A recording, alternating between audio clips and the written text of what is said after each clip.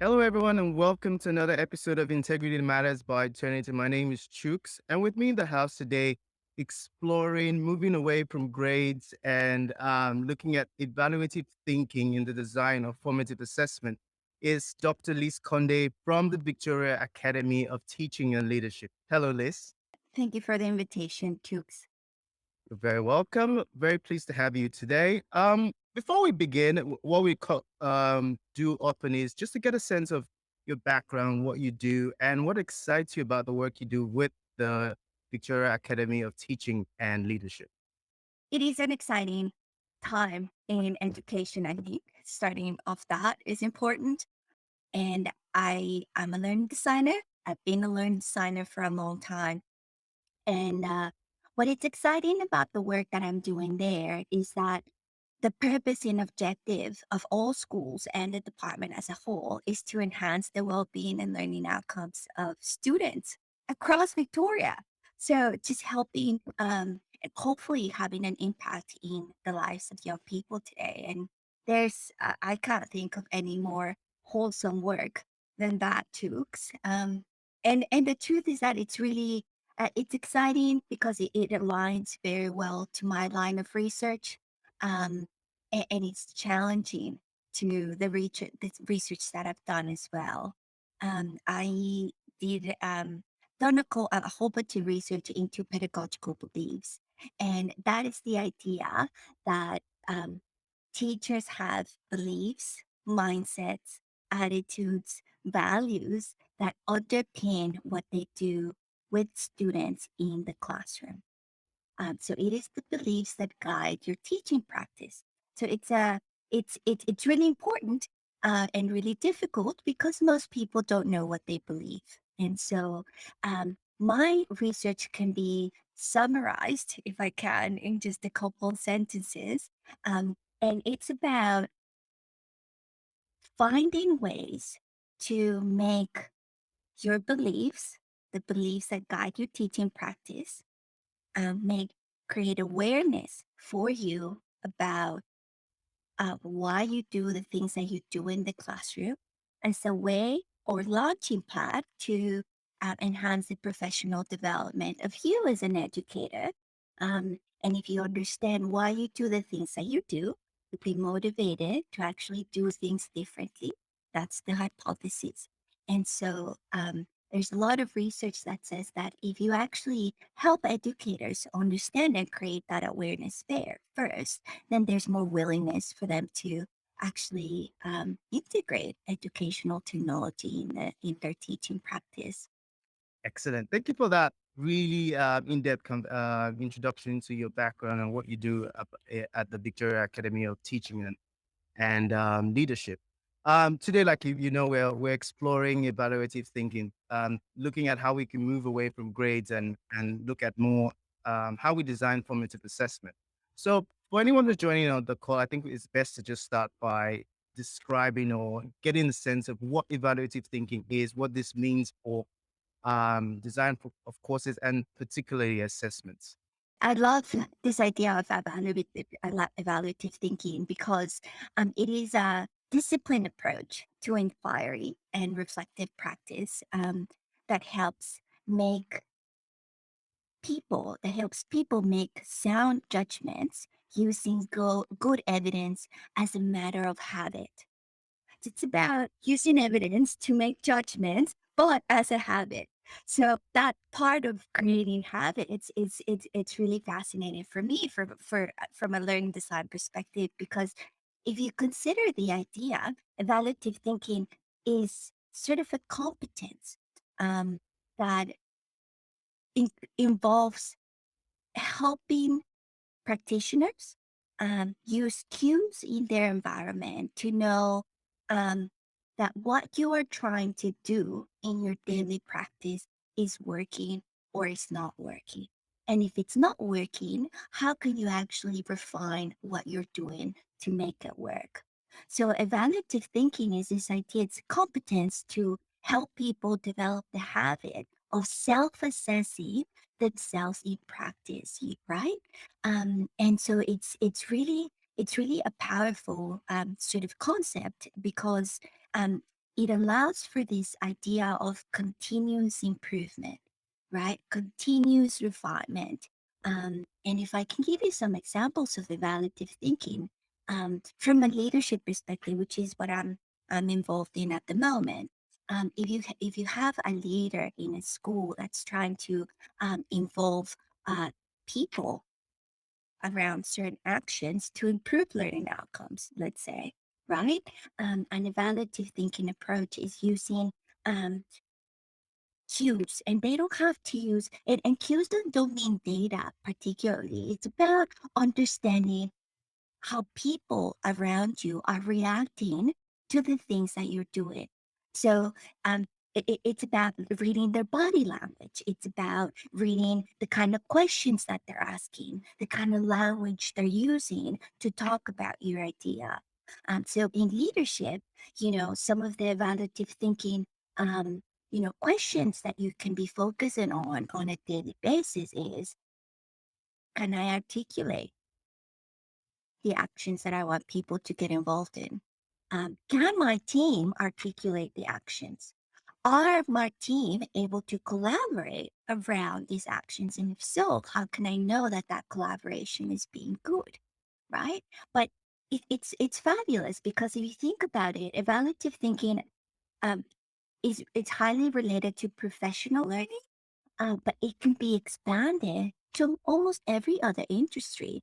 If you think about like something like sales, for example, um, uh, a salesman, has a product, they have to sell it, and they have to come up with a pitch, right? But usually people don't know if they're being successful in selling a product until they sell it, and often that's too late.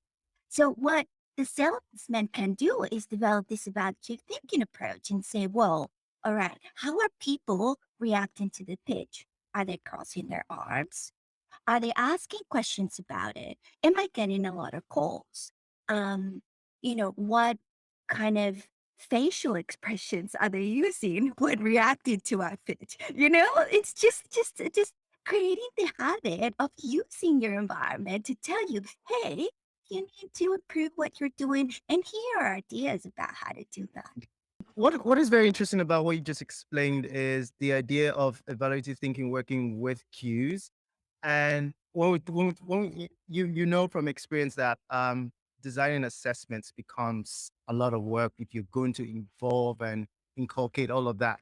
But Timberlake and Twyford had done some research in this area.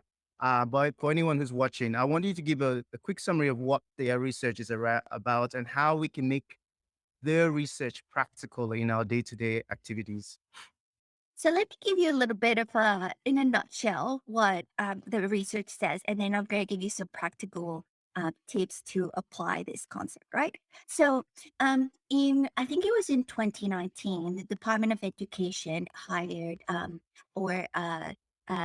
asked Professor Timperley and Kate Twyford in New Zealand to come and do some research about what are the design principles that can potentially be implemented in a course that would lead to improved leadership capability. Okay. And so the recommendations from that research are that there are four main design principles that can be conducive to developing leadership capabilities. The first one is this idea of multiple opportunities to learn. So when you're creating your course, making sure that your participants or your learners are actually engage in different ways of talking, of thinking, of manipulating that one concept to allow for multiple opportunities to learn it. So that's the number one. Number two is that responsiveness to learners. So basically, it's not so much understanding the context of the learner, although that's important. It's more about understanding the emotions and the cognition of your student and inciting that to develop a sense of professional identity. So that's the idea of responsiveness to learners. The third design principle is solving authentic problems of practice. And so making sure that your assessments are actually, designed around real world situations that are usually complex and often don't have uh, a ready-made solution. There's not a one way to solve the problem, right? So that incites a lot of thinking, and we'll talk about that later. But there's the fourth principle is this idea of ongoing evaluation of impact. And when it comes to evaluative thinking, what that principle proposes is that if you think about evaluation, most teachers kind of think they look at the evaluation results and they say, "Oh, okay, this, um, you know, participants are saying this," so they focus on reflections and anecdotes from participants, right, in order to actually improve what they're doing. But the thing about that is that judgments from learners are subjective, right? And so, what the ongoing evaluation of practice principle says is that, um, hey, educator, it's about let's evaluate and promote this evaluation, evaluative thinking approach by collecting and interpreting evidence in a way that's directly embedded into the course. What this means, and this is why this is sophisticated, is that your evaluation is so visible and so explicit that you use it with your learners, and your learners can use that evaluation as a model to know if what they're doing in their practice is good or wrong, it's effective or ineffective, it's in the right track or not so much. You know what I mean? So the practical ways of actually thinking about it is that you're thinking about your assessment, um, and uh, often, and people might have reactions to rubrics, as we know, but let's say you're creating a rubric, right? And rather than you telling your students what each of the criteria is, how about you consider discussing what that criteria means with your students? And so that your students are like, "Oh, clarity. Yes, clarity means this for my teacher. I know that. And I understand that because I was able to actually participate in what clarity in my essay means," for example. So that's one way of actually approaching that. Discussing your rubrics and the meaning of that to clarify the expectations with your students is a way to embed evaluative thinking into your assessment. The second way, which is taking, and it requires a little bit of planning. And usually, the best way to implement this strategy is doing a background engineering approach. So, thinking about your assessment first, um, then thinking about what are different sort of success indicators, you know, um, so questions, critical questions that can be added on top of your rubric so that your learners can actually say, "Oh, yeah, I'm thinking about this question. For example, can I articulate my action plan, right? Can my team articulate my action plan? Can my peers collaborate with me?"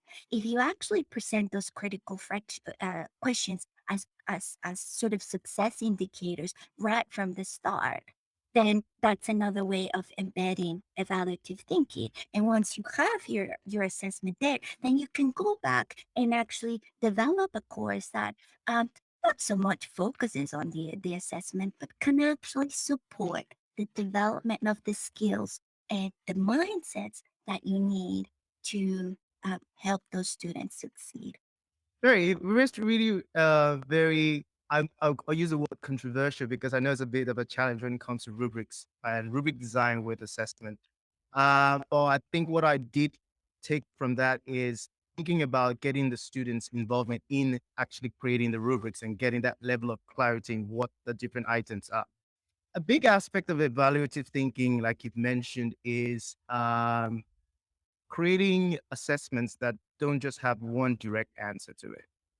That's a big challenge. But one angle for designing courses and especially assessment is infusing problem-based and project-based learning or assessment in while we're thinking of more authentic assessment. How do you differentiate this, and what does that mean in terms of approaches to design more authentic assessment? Let me first challenge the idea that, basing your exams on complex problems is a difficulty because I think we live in a world today that is presenting circumstances that are forcing educators to rethink the way they're going about education.